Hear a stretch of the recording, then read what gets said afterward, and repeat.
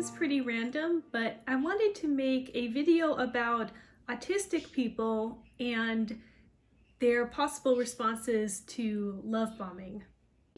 Love bombing is a phase in many narcissistic or generally abusive relationships where the abusive or toxic or generally shady person will try to make the other person feel really good by giving them a lot of presents, a lot of attention, saying a lot of nice things to them to get them kind of hooked on the relationship before the more toxic person begins to act in a more overtly abusive or negative way. It's something people should be on the lookout for because most normal people, once they fall in love, they will want to maintain the relationship, even if the other person begins behaving badly. Many people often think that they're the one who must have done something wrong to turn this nice person into a mean person, and they try to fix the relationship themselves, which won't work when the other person is not operating in good faith. So that, in a nutshell, is what love bombing usually consists of. It's a rapid escalation of a relationship with a lot of positive attention. When it comes to autistic people, I think the common idea is that they are a little bit more vulnerable than the rest of the population because autistic people do tend to be a bit more naive and a bit more literal.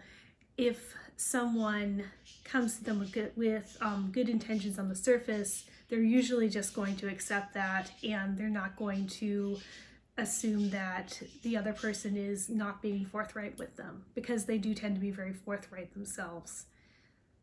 In addition, when autistic people are being educated in how to fit in with neurotypical society, they can often get the message that they should ignore their original intuition.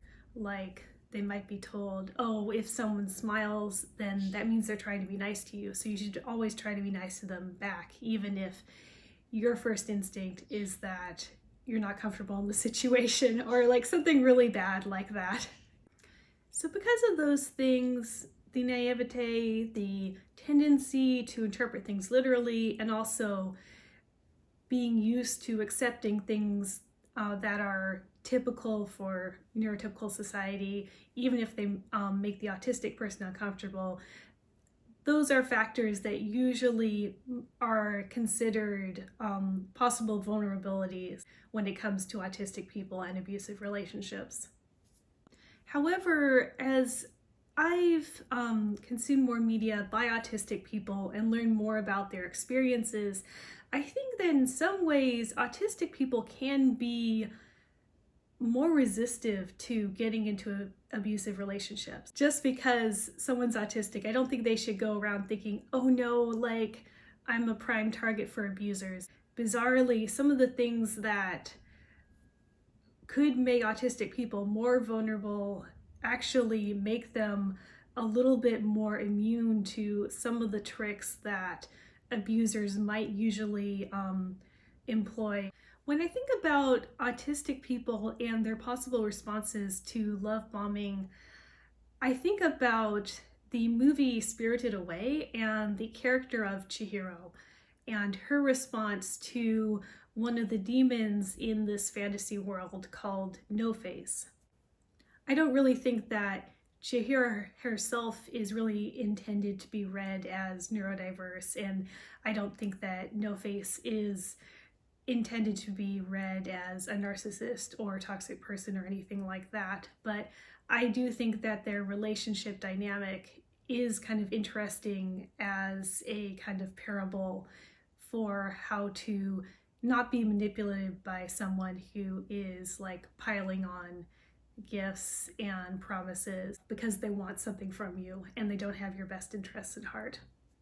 Like many neurodiverse people, Chihiro is kind of on the outside of her world. She is a human child in this fantasy world, and it's hard for her to figure out what to do and who to trust. The rest of the inhabitants of the bathhouse where Chihiro works probably would already know to be suspicious of No Face and to not let him into the bathhouse. But when Chihiro sees him standing outside in the rain, she just sees someone who's kind of lonely and maybe would like to come inside where it's warm and dry. So her naivete in that scene does make her more vulnerable because she sees this spirit who later on does turn out to cause a lot of trouble for everyone, but she's just like, I don't know, like maybe this guy needs help. Because of this positive attention, No Face does kind of take a liking to Chihiro, and he helps her out early on with a gift. She needs a bath token to do her job, and she's having trouble getting one from the front desk. And No Face picks one up and gives it to her, and she says thank you, and she goes back and does her job, because in that moment she really does need that token. However, later in the movie, No Face's gift giving escalates in a more harmful way. He lures in other employees with offers of gold because he sees that gold is something they want, and he lures in a frog character with this giant handful of gold that he could just generate out of nowhere. And then he eats the frog and steals the frog's voice and mannerisms so he can communicate with the members of the bathhouse and get more stuff from them, like food and services, while promising them greater and greater amounts of counterfeit gold, which they all fall for because they all want the same thing. They just want money. They don't care who's giving it to them. So to them, this looks like a really good idea. Here's this person offering us extravagant gifts. We'll give him whatever he wants. This is kind of a good metaphor for love bombing. It's not actually giving gifts because you care about the other person and you want to make them happy. It's adopting whatever face you need and giving them whatever they want at the time so that you can get something in return, which is either food or just numbing them with your giant creepy no-face mouth and devouring them whole. While No Face's technique works very well on the rest of the employees, when he tries to do the same thing with Chihiro, it doesn't work so well. He first tries to offer her a whole bunch of bath tokens. Like, here, you wanted this thing? Here's a whole bunch more of this thing. However, because Chihiro doesn't need a whole bunch of bath tokens, she's already completed her task for the day, she just says no. She's like, thanks, but I don't really need those. And she goes on. And No Face is really disappointed and sad. And later on, after he's already been offering gold to all the members of the bathhouse and getting this really enthusiastic response, he tries to do the same thing with Chihiro. But at that moment, Chihiro is worried about her friend Haku. She doesn't have time for this. So again, she just says, nope, no thanks, and goes on her way, to the great surprise of everyone else who would do anything to get this huge pile of gold, and to the confusion and disappointment of No Face. And it's a good thing that she refuses, because, you know, maybe if she accepted, she also would be eaten. And why I would relate this to an autistic person, one of the core markers of love bombing, as opposed to genuinely trying to do something nice for a person you care about, is that love bombing is very generic. It's someone trying to escalate in a relationship super fast by hitting all these points that are supposed to go along with romance or true love, taking someone to expensive dinners, on vacations, declaring that they're your soulmate, that they understand you like no one else, that they're the most beautiful, awesomest person in the world, and stuff like that. Love bombing can't really work on anything but the most artificial level. Just like No Face can't offer anything more deep than generic money, or in Chihiro's case, bath tokens. He's really limited to what he sees a character want and then just offering more of that stuff. But autistic people do tend to be very authentic.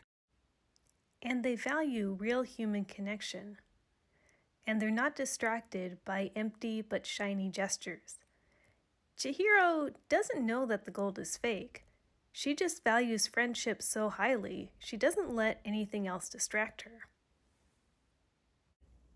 Maybe I'm kind of missing the point. Like, it always is more intense to experience something than read about it. But when I do read about narcissists, for example, like faking a deep relationship and love bombing, it never really seems that appealing or interesting to me. It's like, no, I don't really want someone to like give me Gucci bags. Like, why would I want that? Like, are they even good bags?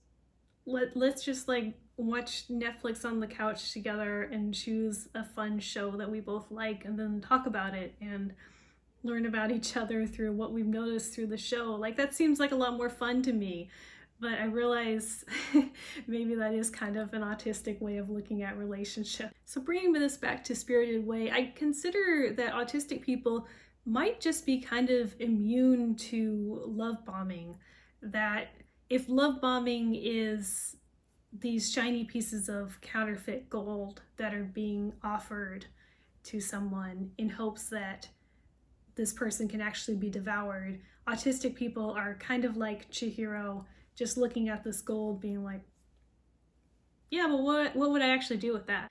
And all the like neurotypical people of the bathhouse are like, are you stupid? Like, he's giving you a giant pile of gold. Why are you saying no? Like, that's the most awesome thing ever, because they all kind of want the same thing and they want what they've been told to want. But Chihiro is fine with being a weirdo and being an outsider and doing what she actually considers important rather than going for the shiny, nice thing that everyone else wants. And I kind of see autistic people that way. They're okay with being different and they're okay with something that's not as glamorous. And that's pretty cool. Like, I think if you know what you want and you're okay with being weird, then you're less likely to be fooled into something that is not actually good for you. This is getting away from the movie Spirited Away a little bit, but I think autistic people, because one of their defining characteristics is also like being okay with being alone. Like, they like other people, but they like alone time too. I think that also can help them avoid abusive relationships because they don't need to be around other people to get that dopamine rush, which is very important for neurotypical people. So I think that if they see a relationship as awkward or weird or not working for them for whatever way, they're not going to keep pursuing it and trying to make it work. Neurotypical people might be more likely to keep going for a relationship after it's no longer beneficial, simply because they need to be around other people so much. So anyway, those were my thoughts. I think we could all learn a little bit from Ghibli movies and avoid big piles of gold that come out of nowhere because they're probably kind of fishy, and if you don't really need the gold right then, just say no. You might get eaten by a giant no-face monster. Anyway, thank you for hearing my thoughts and for watching my video. Bye!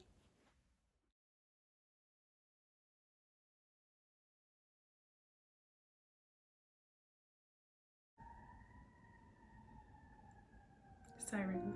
Okay. Just gotta wait for that to go by.